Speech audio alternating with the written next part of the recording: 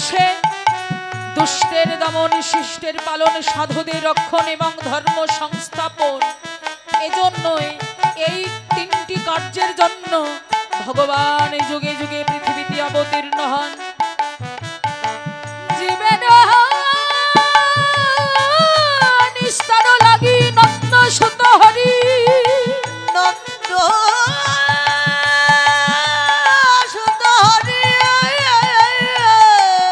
ভুবনে প্রকাশ হলে এবার গুরু রূপ ধরি, গুরু রূপ ধরে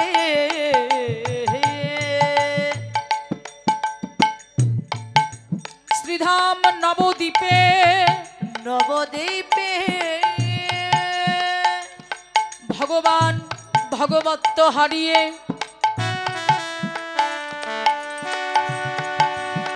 ধরা চূড়া হাসি বাসি ফেলে রেখে, ফেলে রেখে ওই সত্য ত্রেতা দাপর তিনি যুগে লীলা করে এইবার ভগবান এই ধুলির ধরায় কাঙাল বেশে আমার ভগবান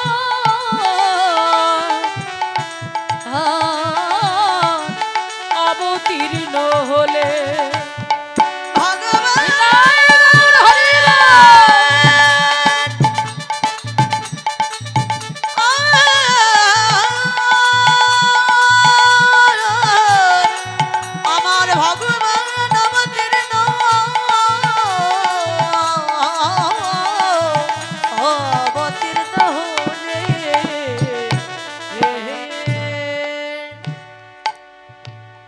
ভজন দ্রষ্টা বৈষ্ণব কবি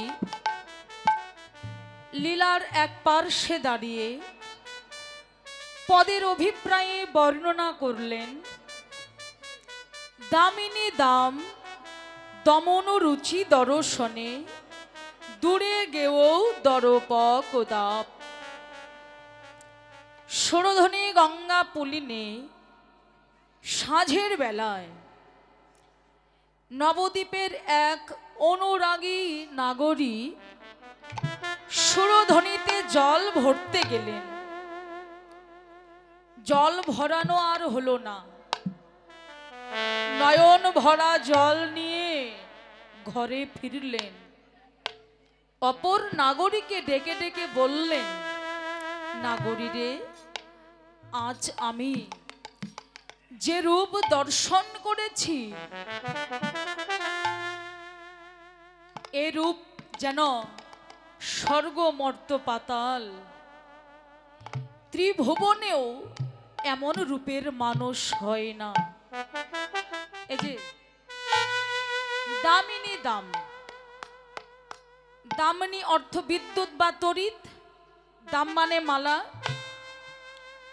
আকাশে যখন মেঘ জমে দেখবেন কিছুক্ষণের জন্য সমস্ত পৃথিবীটা অন্ধকারে পরিণত হয়, আবার মেঘে মেঘে যখন ঘর্ষণ লাগে তখনই বিদ্যুৎ চমকায়, কারণ মেঘ থেকেই বিদ্যুৎ উৎপন্ন। মেঘে মেঘে ঘর্ষণ লাগলেই বিদ্যুৎ চমকায়। তো বিদ্যুতে যে একটা জ্যোতি, আকাশের বুক চিরে যে জ্যোতি বাহির হয় সেই জ্যোতি, কিন্তু ওই আকাশের জ্যোতিও আমার শ্রী গৌরাঙ্গের রূপের কাছে তুচ্ছ। দামিনী দাম দমন রুচি দর্শনে, রুচি মানে কান্তি বা কিরণ, দূরে গেও মানে দূরে গেল, দরপক মানে কন্দর্প মদন, দূরে গেও দরপক দাপ। কন্দর্প মদনের অহংকার চূর্ণ হয়ে গেল। কি করে? কন্দর্প মদন, মদনের ছিল অহংকার, মদনের ছিল পঞ্চবান, মদন মোহন মাদন শশন স্তম্ভন। তো ত্রিভুবন বিজয়ী মদন সে নিজে নিজে আত্ম অহংকার করত, মনে মনে ভাবত যে আমার মতো শক্তি পৃথিবীতে আর কারো নেই, আমার যেমন রূপ তেমন আমার শক্তি। এই ছিল মদনের আত্ম অহংকার। কিন্তু এই মদনকে আমাদের জানবার বিষয়। মদন হলেন সৃষ্টিকর্তা ব্রহ্মার পুত্র। সৃষ্টিকর্তা ব্রহ্মার পুত্র মদন। যখন মদন পৃথিবীতে ভূমিষ্ঠ হলেন, সৃষ্টিকর্তা ব্রহ্মা মনে মনে চিন্তা করলেন যে এই সন্তানই আমার সৃষ্টি রক্ষার দায়িত্ব নিতে পারবে। তাই নিজ হাতে 5টি বাণ নিজ পুত্রের হাতে তুলে দিলেন আর বললেন, ওরে মদন, যে পঞ্চবাণ আমি তোরে দিয়ে দিলাম, এই পঞ্চবাণ যখন তখন যেন তুই ব্যয় করিস নে। পৃথিবীতে যখন কোনো অনাচার হবে, সৃষ্টিতে যখন কোনো প্রয়োজন হবে, তখন এই 5টা বাণ তুই ব্যয় করিস। তো মদন কি করলেন? মদন বলছেন, বাবা, এই 5টি বাণ যখন তখন কাজ করবে কিনা আগে তোমাকেই দুটো মেরে দেখি। রাধে রাধে। দেখুন বুদ্ধি কেমন। সঙ্গে সঙ্গে মদন নিজ পিতার প্রতি 2টি বাণ প্রয়োগ করলেন। সঙ্গে সঙ্গে সৃষ্টিকর্তা ব্রহ্মা কামের বাণে জর্জরিত হয়ে নিজ কন্যা সন্ধ্যার প্রতি মুগ্ধ হলো, কলঙ্কিত হলো সন্ধ্যা। সন্ধ্যা কাঁদছে। ব্রহ্মা বললেন, মা তুই কাঁদিস নে, তোর মঙ্গল হবে। কবে? যেদিন হিন্দু সমাজের হিন্দু নারীরা যেদিন সাঁঝের বেলায় তুলসী তলায় প্রদীপ জ্বালিয়ে তোর আরতি করবে, সেদিন তোর মঙ্গল হবে। আর আমি তোর পিতা জগতের মঙ্গল করব। হরি বল, হরি বল, হরি বল। ব্রহ্মা বললেন, ওরে মদন, তুই যে ভুল করেছিস, আমি পিতা হয়ে পুত্রের মৃত্যু তো চাইতে পারবো না। তুই এমন ভুল আর যেন কোনোদিন না করিস। দেখুন, সরে না শোনে ধর্মের কথা। এইবার মদন কি করলেন? আর 2টো বাণ মারলেন। কার প্রতি? কৈলাসে বসে বসে ভোলানাথ ধ্যান করছেন, ওই ভোলানাথের প্রতি 2টি বাণ প্রয়োগ করলেন। সঙ্গে সঙ্গে ভোলানাথ কামের বাণে জর্জরিত হয়ে তার 2য় চক্ষু দ্বারা কামদেবকে পুড়িয়ে ছাই করে দিলেন। পুড়িয়ে ছাই হয়ে গেল কামদেব। এবার কামদেবের কপাল ভালো ছিল, এমন পতিব্রতা নারী সে পেয়েছিল, এমন সতী সাথী রমণী, যার নাম ছিল কি? কামদেবের স্ত্রীর নাম কি ছিল আপনারা বলতে পারেন? একটু হুহা করতে হবে, বসে বসে কীর্তন শুনলে হবে না। হ্যাঁ, কামদেবের স্ত্রীর নাম ছিল কি? রতি। কামদেবের স্ত্রীর নাম ছিল রতি। এবার রতি পতিব্রতা নারী। দেখুন, ওই রতির মতো আমাদেরও হতে হবে, বউ আর স্ত্রী হলে হবে না। আমরা তো সহধর্মিণী হতে পারি না, শুধু বউ আর স্ত্রী হয়েছি। আচ্ছা, বউ কাকে বলে বলুন তো? জানেন বউ কাকে বলা হয়? এই যে দিদি ভাইরা, আমরাও তো বউ। বউ কাকে বলে? বউ তাকেই বলা হয় যে বউ স্বামীর হাত ধরে শপিং করতে নিয়ে যায়, পকেটে টাকা থাক না থাক দিতেই হবে, তারে বউ বলা হয়। রাধে রাধে। আর স্ত্রী কাকে বলা হয় জানেন? যে স্ত্রী, যে স্বামী একটু টেরা বাঁকা হলে স্ত্রী করে প্লেন করে নেয়, তাকে স্ত্রী বলা হয়। আর সহধর্মিণী কাকে বলা হয়? যে ধর্মের পথে সহযোগিতা করে, সেই হলেন সহধর্মিণী। এবার রতি মাথায় ঘোমটা দিয়ে কৈলাসে যাচ্ছেন ভোলানাথের স্তব করতে করতে। ওম নমঃ শিবায়,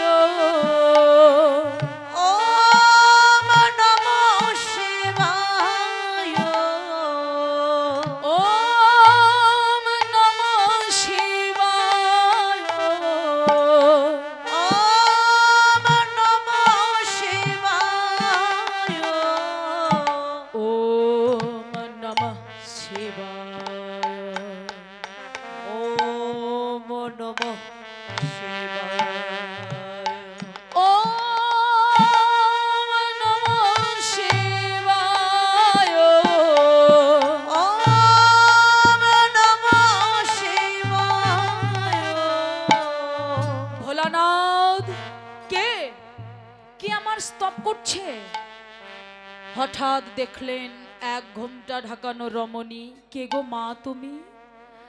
তুমি কাঁদছো কেন? তুমি আমার স্তব করছো কেন? এ কি? ঘোমটাটা তোলো তো দেখি, কে মা তুমি? কাঁদছো কেন? ঘোমটা তুলিয়ে দেখলেন যেন রতি কাঁদছেন। এ কি মা, তোমার কপালে সিঁদুর নেই কেন? বললেন প্রভু, আপনি যাকে পুড়িয়ে ছাই করে দিয়েছেন ওই কামদেবী তো আমার স্বামী। কৃপা করে আমার স্বামীকে আপনি ফিরিয়ে দিন। এইবার কামদেব বললেন, রতি, এ কি মা, ওই কামদেব তোর স্বামী ঠিক আছে, আমি তোর ভক্তিতে সন্তুষ্ট হয়ে আমি আবার তোর স্বামীকে পূর্ণ দেহরূপে ফিরিয়ে দিলাম। সঙ্গে সঙ্গে কামদেবকে পূর্ণ দেহরূপে ফিরিয়ে দিলেন। এইবার আর একটি বাণ ছিল, আর একটি বাণ প্রয়োগ করলেন কার প্রতি? প্রভু রামের প্রতি। প্রভু রাম বললেন, ওরে কাম, তুই কাম আমি রাম, আয় তো দেখি যুদ্ধ করি। তুই যে পঞ্চবাণের অহংকার করছিস, এই 5টি বাণ আমি একদিন তোর বাবার হাতে তুলে দিয়েছিলাম, তবে এই 5টি বাণ আমি তোর কাছ থেকে কেড়ে নিব। কোন দিন? যেদিন বৃন্দাবন লীলায় গিয়ে, দাপর লীলায় গিয়ে আমি শ্রীকৃষ্ণ হব, আর 1600 গোপিনীদের সঙ্গে করে যেদিন আমি রাসলীলা করব।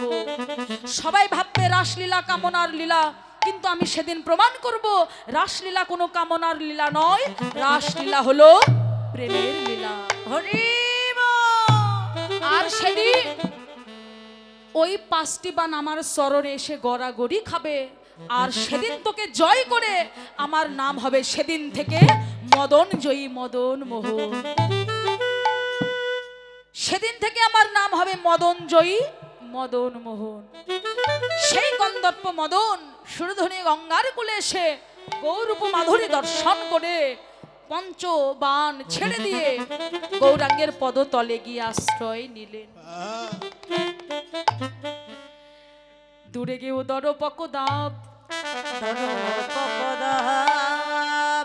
ও নাগরী, ওই রূপ দর্শন করে আমার মনে হলো কি জানিস? ওরে সনকো ও কুসুমা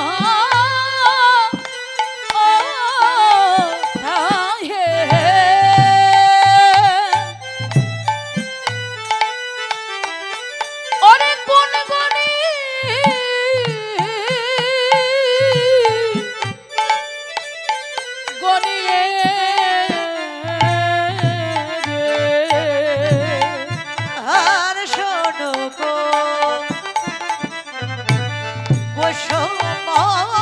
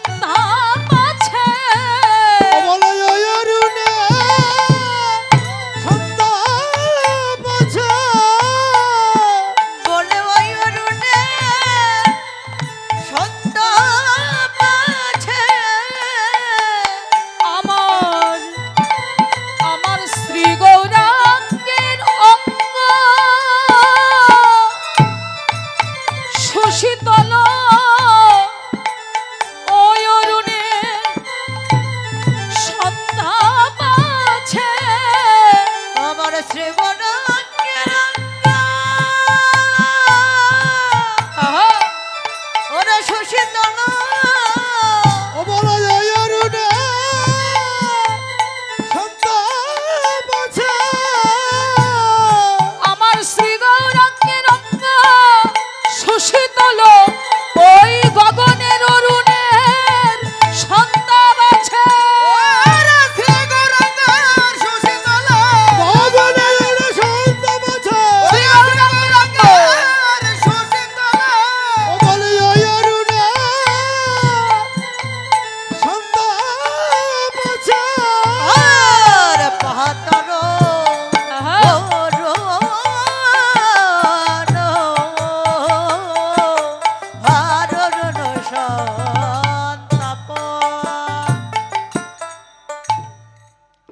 ছন কুসুম তাহে কোন গনিয়ে রে প্রাতর অরুণ সন্তাপ। ছন কুসুম মানে রক্ত উৎপল কোকনদ, তো রক্ত উৎপল কোকনদের সঙ্গে তো গৌরবের তুলনা হতে পারে না। কোন গনিয়ে রে কার সঙ্গে গণ্য করি প্রাতর অরুণ সন্তাপ।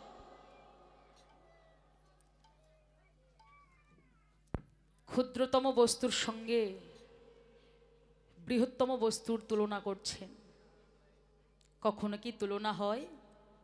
অরুণ সন্তাপ, অরুণের তো অনেক অনেক নাম, প্রভাকর, দিবাকর, দিনমণি, দীননাথ, অরুণ, তপন, ভানু, রবি, সূর্য ইত্যাদি ইত্যাদি। তো অরুণের সন্তাপ আছে, কি করে বোঝা যায়? দেখবেন সারা রাত্রিতে শিশির পড়ে, শীতকালে মাঘ ফাল্গুন মাস থেকে মাস পর্যন্ত শিশির পড়ে, সারা রাত্রিতে দেখবেন প্রাতকালে অরুণ উদয়ের সঙ্গে সঙ্গে আস্তে আস্তে সেই শিশুরগুলো শুকিয়ে যায়। নিশ্চয়ই ওই প্রাতকালের অরুণেরও সন্তাপ আছে, কিন্তু আমার শ্রী গৌরাঙ্গের কোনোই সন্তাপ নয়। তাই নাগরী কে বলে গৌরাঙ্গ ভালো, কে বলে গৌরাঙ্গ ভালো জগতে আহা, কে বলে গৌরাঙ্গ ভালো ওরে উপরে উহার সোনার বরণ, ওরে ওপরে আহার সোনার বর্ণ ভিতরে উহার কালো রে, ভিতরে উহার কালো।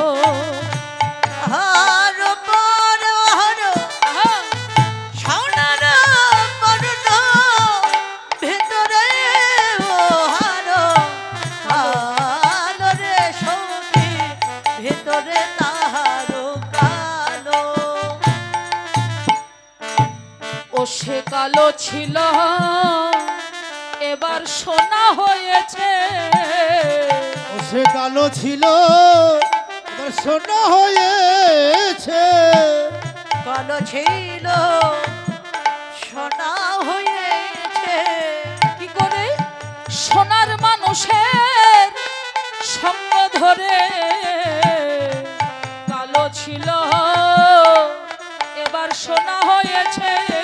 ওরে সোনার মানুষের সঙ্গ ধরে কালো ছিল আহা, সোনা হয়েছে উপরে উহার সোনার বরণ যেমন পটের আকা।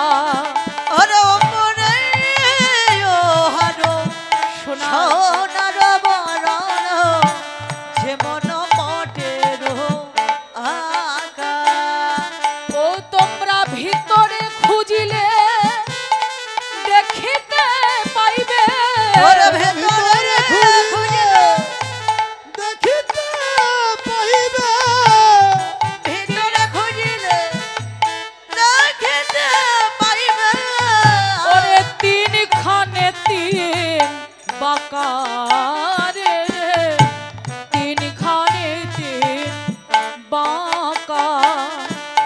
ওরে ভিতরে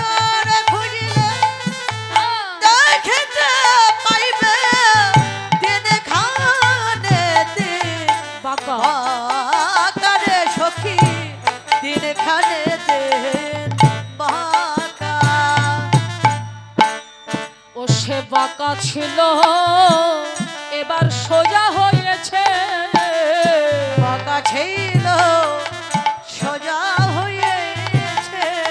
সে বাঁকা ছিল হ্যাঁ, সোজা হয়েছে। ওই সোজা মানুষের সঙ্গ ধরে বাঁকা ছিল সোজা হয়েছে। ওরে সাজা মানুষের সঙ্গ ধরে বাঁকা ছিল সোজা হয়েছে। উপরে উহারো সোনার বরণ সাত্বিক ভাবেতে আর উপরে ওহারো সোনার বরণ সাত্বিক ভাবেতে ভোর। তোমরা ভিতরে খুঁজিলে জানিতে পাইবে।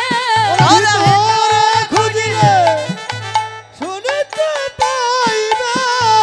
ভেতরে খুঁজিলে হ্যাঁ, জানিতে পাইবে। ও সে কুবর দারুণ চোর রে, সে কুবর দারুণ চোর। ওরে ভিতরে খুঁজিলে জানিতে পাইবে। তিন খানে তিন চোর রে, আর কুবর নাগর চোর। চোর এবার সাধু হয়েছে, চোর এবার সাধু হয়েছে। চোর এবার সাধু হয়েছে। চোর এবার সাধু হয়েছে। কি করে? ওই সাধু সাধু সঙ্গ ধরে চোর এবার সাধু হয়েছে। সত সাধু সঙ্গ ধরে চোর এবার সাধু হয়েছে। সৎ সাধু সঙ্গ ধরে চোরের এবার মতি ঘুরেছে। চোরের বাড়ি মতি ঘুরেছে। চোর এবার সাধু হয়েছে। দ্বিগুণ দারুণ চোর রে, কুবর দারুণ চোর। ও নাগরী, কে বলে গৌরাঙ্গ ভালো? উপরে উহারো সোনারো বরণ, ভিতরে উহারো কালো। সে কালো ছিল, এবার আর কালো নেই, কালো থেকেই সোনা হয়ে গেছে। কি করে? ওই সোনার মানুষের সঙ্গ ধরে।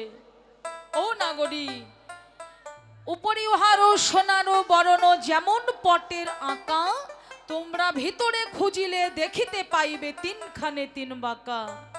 হ্যাঁ, ভিতরে না খুঁজলে দেখাও যাবে না, বোঝাও যাবে না। তবে অনুরাগের নয়ন দ্বারা দর্শন করতে হয়। এ চর্মচক্ষু দ্বারা কি দর্শন করা যায়?